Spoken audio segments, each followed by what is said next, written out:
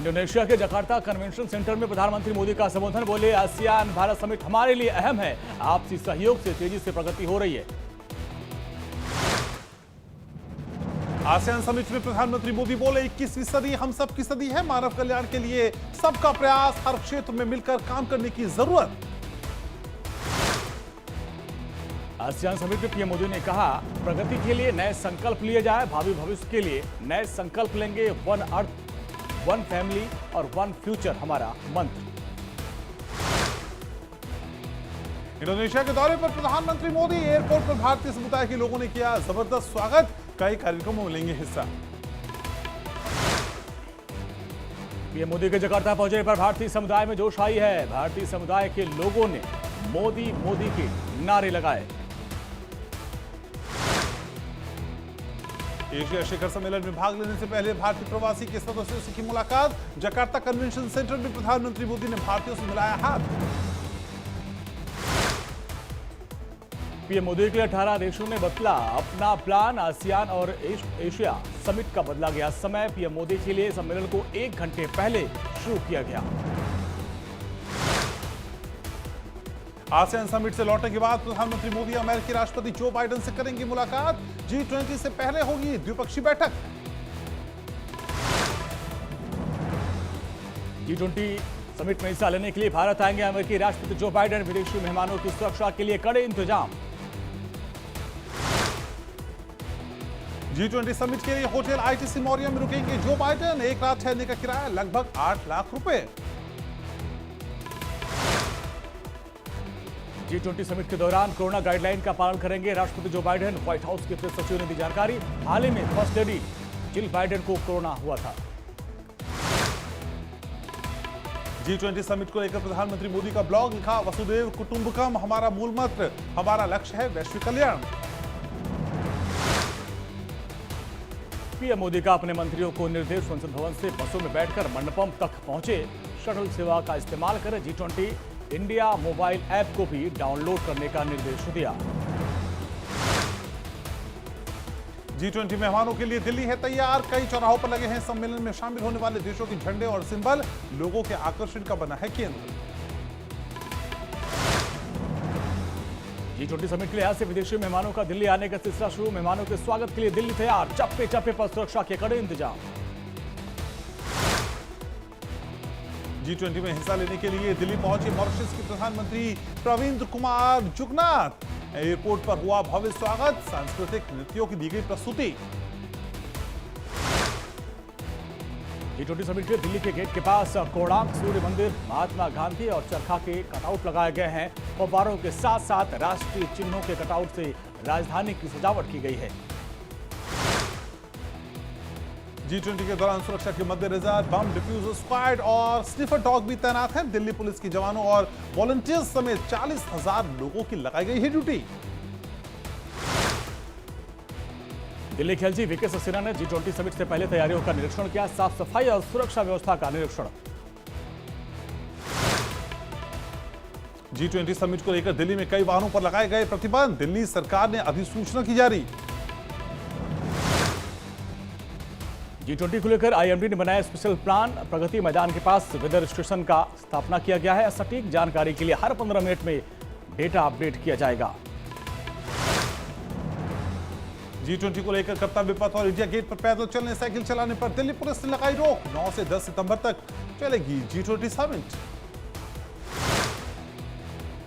G20 summit को लेकर 8 से 10 सितंबर के बीच में मेट्रो टाइमिंग में बदलाव किया गया है। यात्रियों की सुविधा के लिए सुबह 4 बजे से मेट्रो का संचालन शुरू किया जाएगा। G20 को लेकर सजा है दिल्ली नोएडा का बॉर्डर। 86 लाख रुपए में की गई है सजावट। इसी रास्ते से 20 देशों के डेलीगेशन जाएंगे आगरा। कार को G20 की थीम पर पेंट कराकर गुजरात से दिल्ली पहुंचा शख्स कहा, देश के लिए यह गौरव की बात है। G20 की अहमियत लोगों को बताना हमारा मकसद है।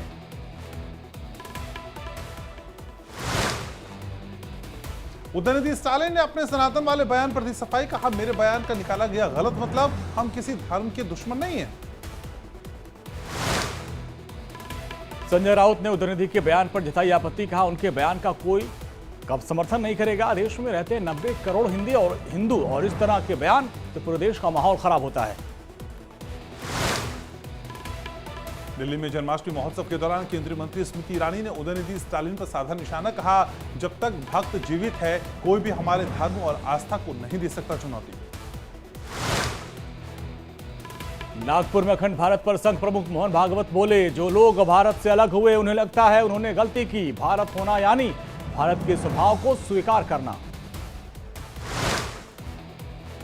आरक्षण पर आरएसएस प्रमुख मोहन भागवत बोले, समाज में भेदभाव होने तक आरक्षण रहना चाहिए। हम हमेशा संविधान द्वारा दिए गए आरक्षण का समर्थन करते हैं।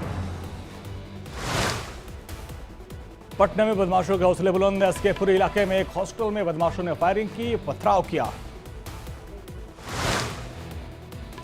बदमाशों की पूरी वारदात सीसीटीवी में रिकॉर्ड। पुलिस आरोपियों की तलाश में जुटी।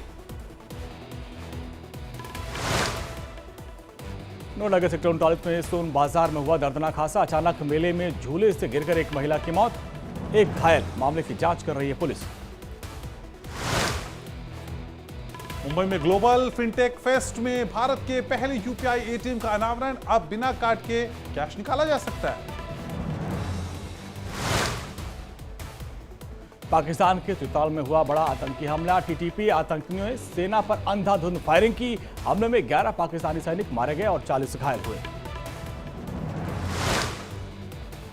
पाकिस्तानी सेना की चौकियों पर टीटीपी आतंकियों ने किया था हमला। पाकिस्तानी आर्मी के 90 से ज्यादा सैनिकों के अपहरण का दावा, स्थानीय लोगों ने जानकारी दी। नेपाल के काठमांडू में सत्ताधारी पार्टी के पूर्व मंत्री महेंद्र यादव पर हमला। हमले में महेंद्र यादव गंभीर रूप से घायल हो गए। आरोपी को पुलिस ने गिरफ्तार कर लिया है। चीनी राजदूत के खिलाफ बोलना पूर्व मंत्री को पड़ा महंगा। पीसी में चीन के राजदूत को हद में रहने की दी थी सलाह। बाहर निकलते ही पूर्व मंत्री पर धारदार हथियार से हुआ हमला। जापान ने आज अपना मून मिशन स्लिम किया लॉन्च। 2024 की शुरुआत में चांद की सतह पर लैंड करेगा। मौसम की खराबी की वजह से एक हफ्ते में 3 बार ये कार्यक्रम स्थगित हुआ था। इसरो ने जापान को मून मिशन के सफल लॉन्चिंग पर दी बधाई। कहा, ग्लोबल स्पेस कम्युनिटी को एक और सफल चंद्र प्रयास के लिए शुभकामनाएं। जन्माष्टमी और G20 के चलते दिल्ली के गाजीपुर फूल मंडी में हो रही ताबड़तोड़ बिक्री। भारी संख्या में लोग फूलों की खरीदारी कर रहे हैं। दिल्ली के द्वारका में जन्माष्टमी पर श्रद्धालुओं ने निकाली खूबसूरत झांकियां। भारी संख्या में लोगों ने लिया हिस्सा। तरह तरह के आभूषणों से की श्री कृष्ण की सजावट। जन्माष्टमी पर दिल्ली पुलिस ने जारी की ट्रैफिक एडवाइजरी। इस्कॉन और लक्ष्मी नारायण मंदिर समेत कई प्रमुख मंदिर मार्गों को किया गया डायवर्ट। जुलूस के रास्तों पर पार्किंग की अनुमति नहीं। देश भर में जन्माष्टमी का उत्सव आज। जन्मभूमि मथुरा में श्रद्धालुओं के लिए कान्हा के दर्शन का खास इंतजाम। कृष्ण जन्मभूमि मंदिर में हुई मंगला आरती। पीएम मोदी ने देशवासियों को श्री कृष्ण जन्माष्टमी की बधाई दी। कहा, श्रद्धा और भक्ति का ये पावन पर्व सभी के जीवन में नई ऊर्जा और उत्साह का संचार करे। राष्ट्रपति द्रौपदी मुर्मू ने जन्माष्टमी की दी थी बधाई। कहा, भगवान श्री कृष्ण ने पूरी मानवता को धर्म के मार्ग पर चलने का संदेश दिया। जन कल्याण के भावना के साथ आगे बढ़े और समाज और राष्ट्र को समृद्ध बनाए। जन्माष्टमी के मौके पर दिल्ली के इस्कॉन मंदिर में तुलसी आरती से जन्मोत्सव की शुरुआत की गई। भक्ति के रस में डूबे श्रद्धालु। शिव की नगरी वाराणसी में दिखी मथुरा वृंदावन की झलक। मंगल ध्वनि के बीच जन्मे भगवान श्री कृष्ण। भक्तों ने लगाए राधे कृष्ण के जयकारे। उत्तराखंड चमोली के बद्रीनाथ धाम में मनाई गई श्री कृष्ण जन्माष्टमी। मंदिरों में की गई आरती। लोगों ने पूजा कर कान्हा का लिया शुरुआत। हैदराबाद के इस्कॉन टेम्पल में भक्तों